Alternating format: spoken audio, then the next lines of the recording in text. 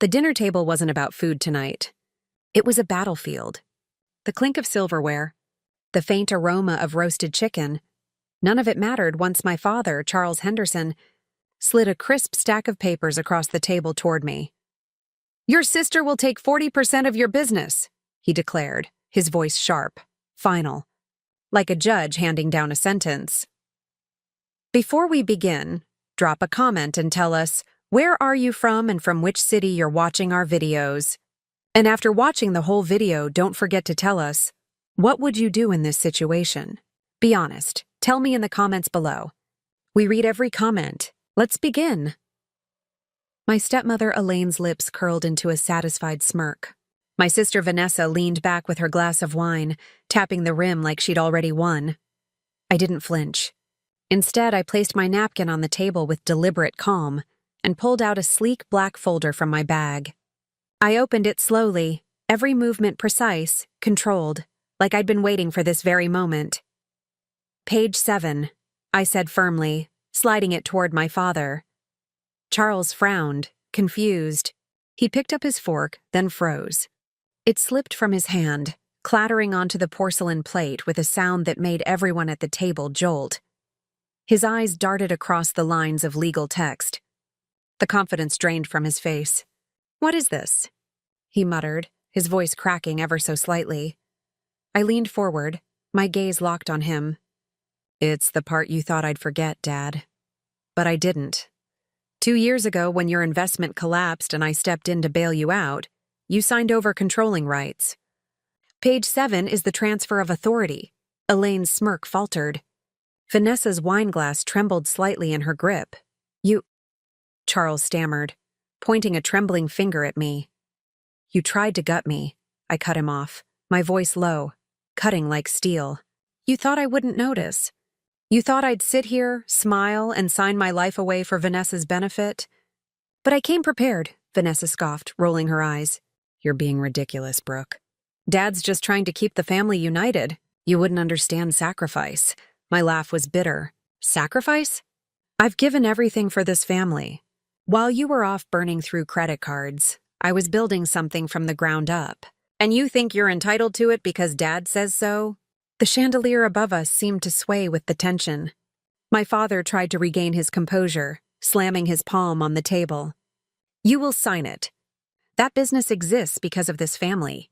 Vanessa has earned her share." I slammed my own hand down harder. The glasses rattled, water spilled across the tablecloth. My eyes burned with fury. "No, Dad," I hissed.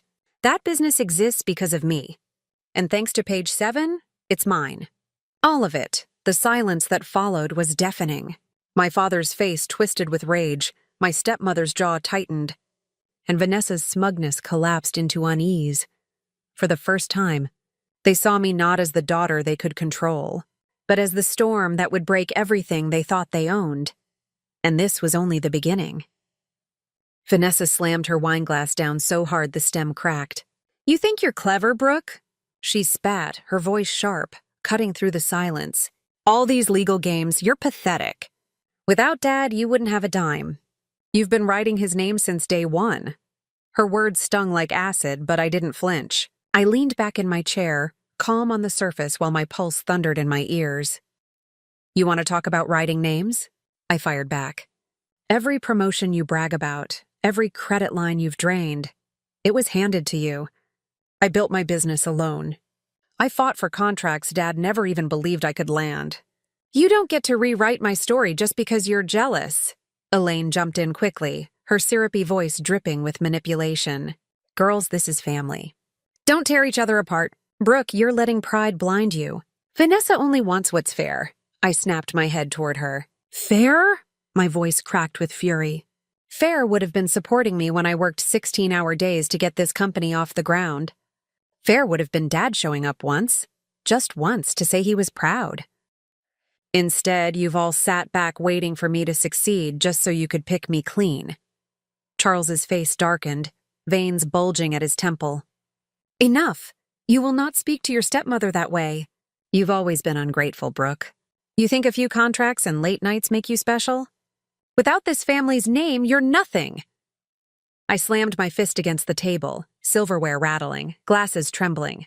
You're wrong, Dad. Without me, you're nothing. You wouldn't even have this house if I hadn't covered your debts 2 years ago. I've carried this family while you pretended to be king. The room went silent. Even Vanessa's sharp tongue froze at that. Charles's eyes flickered with something I'd never seen before: fear. But then, like a cornered animal, he bared his teeth. You think you can turn this against me? I raised you. I gave you everything. I leaned forward, my voice ice cold. You raised me to be your shield, not your daughter. You gave me burdens, not gifts. And you thought I'd stay quiet. But I'm done being quiet. Vanessa pushed back her chair violently, the screech of wood against marble making everyone jump. You're a selfish brat, Brooke. You don't care about family. All you care about is power. I stood too, meeting her glare head on. Power? No.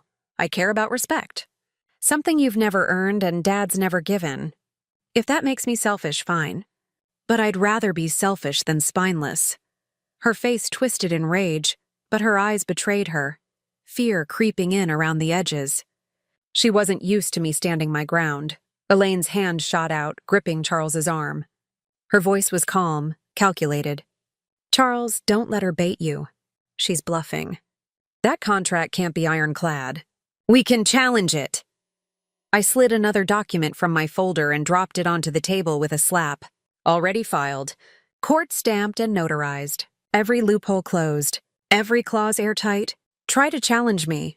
You'll lose before you start. Elaine's mask cracked for the first time. Her polished composure slipped into a snarl. You conniving little... Careful, I warned, my voice deadly quiet. Say what you really think. Let Dad hear it out loud. Charles rubbed his temples, his authority slipping through his fingers. His voice was quieter now, broken. Why would you do this, Brooke? We're family. I looked at him, my chest tight, emotions boiling beneath the rage. Because, Dad, family doesn't corner you at dinner with contracts meant to gut your life's work. Family doesn't use your success as their retirement plan. You crossed the line, not me. For the first time in years, he had no words. His fork still lay forgotten on the floor. The king had no throne, and he knew it. Vanessa sank back into her chair, pale now, her voice shaky. This isn't over. I leaned closer, my eyes burning into hers. It already is. The air around the table was suffocating, heavy with defeat and fury. The balance of power had shifted, and they couldn't stand it. Dinner was ruined. But the war? The war had just begun. The silence after my last words was suffocating. Vanessa sat frozen, her confidence crumbling, while Elaine whispered furiously into my father's ear. Charles's hands trembled as he pushed his plate away, his authority dissolving like ashes in water. But I wasn't leaving them space to recover. I gathered my folder, tucked it under my arm, and stood tall. Dinner's over, I said firmly. You don't walk away from this table, Charles snapped suddenly, his voice rising with the last shred of power he thought he had. I turned slowly, my gaze cold. No, Dad, I don't walk away from you. I walk away from your control. There's a difference. His mouth opened, but nothing came out. He sat there, red-faced and speechless, while Elaine's manicured nails dug crescents into his arm. I walked out of the dining room, but I wasn't naive. I knew they wouldn't just accept defeat. The Hendersons never surrendered. They plotted, and I was right. The next morning, I arrived at my office downtown, sunlight glinting off the glass windows of the high-rise. My assistant, Lauren, rushed to meet me at the elevator, her face pale. Brooke, you need to see this. She thrust a tablet into my hands. My stomach twisted as I read the headlines. Henderson family rift. Daughter accused of manipulating father's signature. Already? I muttered under my breath. Lauren nodded grimly. Your father and stepmother went public this morning. They're claiming you tricked him into signing those documents 2 years ago. Vanessa gave interviews too, said you're trying to destroy the family for greed. I clenched the tablet so tightly my knuckles whitened. My chest burned, fury igniting again. They were faster than I expected, but not smarter. Schedule a press conference for this afternoon, I ordered, my voice sharp. If they want a war in the public eye, they'll get it. But on my terms, Lauren hesitated. Are you sure? They're your family. I met her gaze, steady and unflinching. They stopped being family the moment they tried to steal everything I worked for. Now they're opponents, and I don't lose to opponents. By noon, the lobby of my office was swarming with cameras and reporters. Flashbulbs popped, microphones thrust forward, voices shouted questions. Brooke, did you manipulate your father? Are you cutting your sister out of the business? Is this about money or revenge? I stepped up to the podium, my pulse racing but my face calm, polished, unshakable. Good afternoon, I began, my voice carrying over the crowd. I see my father, stepmother, and sister have decided to air private matters in public. Since they've chosen this path, I'll address it openly. I held up a copy of the signed contract, its pages stamped and sealed. 2 years ago, when my father's investments collapsed, I stepped in with my own money. In return, he transferred controlling interest of my business to me. This was no trick. This was survival for him. Gasps rippled through the crowd. The reporters scribbled furiously. I didn't take advantage, I continued, my tone sharp with conviction. I gave him a lifeline. And now, because they can't stomach the fact that I've succeeded without bowing to them, they're trying to rewrite history. Questions erupted, but I raised my hand, silencing them. I built this business from the ground up. No handouts, no shortcuts, no lies. And unlike them, I don't hide behind manipulation or smear campaigns. The truth is here, black and white. Page 7. The press conference ended with flashing cameras, my words echoing through the room like fire. That night, I returned home, exhausted but resolute. I found a message waiting, Charles's voice on my answering machine, brittle and sharp. You think you've won, Brooke? You humiliated me in front of the world. But you'll regret this. We are still your family, and family doesn't forget. I hit delete without hesitation. His threats no longer had teeth, but then the phone rang again. It was Vanessa. Her voice trembled, raw and unsteady. You ruined everything. Do you know what people are saying about me now? That I'm a spoiled brat living off your scraps. I hate you for this. I'll never forgive you. I closed my eyes, steadying my breath. You don't have to forgive me, Vanessa. But one day you'll realize I didn't ruin you. You ruined yourself. I just stopped carrying the weight. The line went dead. I sat in the silence of my apartment, the city lights glowing through the window. My hands shook, not from fear but from release. For the first time, the power wasn't theirs. It was mine, and deep down I knew they would strike again. But I was ready, because storms don't fear thunder. They create it. The call from Vanessa still echoed in my mind the next morning, but I didn't have time to dwell. My office was buzzing, reporters calling nonstop, investors demanding reassurance. I stood at the window of my corner office, watching the city hum below me, when Lauren rushed in, breathless. Brooke, you need to see this. She handed me another tablet. On the screen was a live broadcast. Charles and Elaine, sitting stiffly in their living room, with Vanessa perched at their side. Cameras crowded the space as my father spoke. My daughter, Brooke, has manipulated this family. She preyed on us during hard times. We will be pursuing legal action to regain what is rightfully ours. Vanessa leaned in, her voice dripping with venom. She betrayed her own blood. That's not strength. That's cruelty. The cameras panned to Elaine, who dabbed at imaginary tears. We only wanted unity. Instead, she's torn this family apart. I felt my jaw tighten, my pulse spike. They weren't just smearing me. They were trying to break me. Lauren's eyes searched mine. What do we do? I turned, calm but electric with resolve. We don't play defense. We finish this. By noon, I was back in front of reporters, but this time I wasn't just holding a contract. I was holding a weapon, a file of financial records, each page more damning than the last.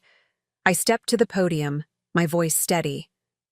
Since my family has chosen to bring this fight to the public, let's put everything on the table. The cameras zoomed in as I lifted the file. 2 years ago, when I rescued my father's finances, I didn't just acquire controlling interest.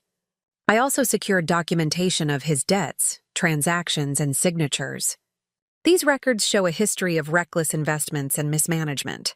Records my family hoped would stay buried, gasps spread through the crowd. I let the silence linger before continuing. They claim I manipulated them. But tell me, who was truly manipulating whom? Who tried to use my success as a lifeline for their failures? Reporters shouted questions, but I pressed on, sharp and unrelenting. My father taught me one lesson: always come prepared. And today I am. I set the folder down with a finality that echoed louder than any gavel. The press conference erupted. I didn't need to say more. The truth had already detonated. That night, my phone rang again. It wasn't Vanessa this time. It was Charles. His voice was hollow, stripped of thunder. "You've destroyed me," he whispered. "Your own father." I closed my eyes, the weight heavy but necessary. "No, Dad, you destroyed yourself. I just stopped cleaning up the pieces." He didn't respond. The line clicked dead. The fallout came fast. By morning, the headlines had flipped. Henderson patriarch exposed for financial mismanagement. Elaine's crocodile tears were mocked across every outlet. Vanessa's reputation collapsed overnight. Endorsements she flaunted on social media vanished. Meanwhile, investors poured into my office, shaking my hand, telling me I'd proven myself. Not just as a businesswoman, but as someone unbreakable. For the first time, I didn't feel like the girl trying to earn her family's approval. I felt like Brooke Henderson, the woman who had taken every betrayal, every manipulation, and turned it into firepower. 2 weeks later, I stood outside my parents' estate. The once perfect lawn was overgrown, the windows dark. For years, this house had been my prison. Every family dinner a performance, every smile a mask. Now it was just another piece of their downfall. Vanessa stepped out as I was leaving, her eyes red, her voice weak. "Was it worth it, Brooke? Destroying us?" I looked at her, my chest tight. For a moment, I almost softened. Almost.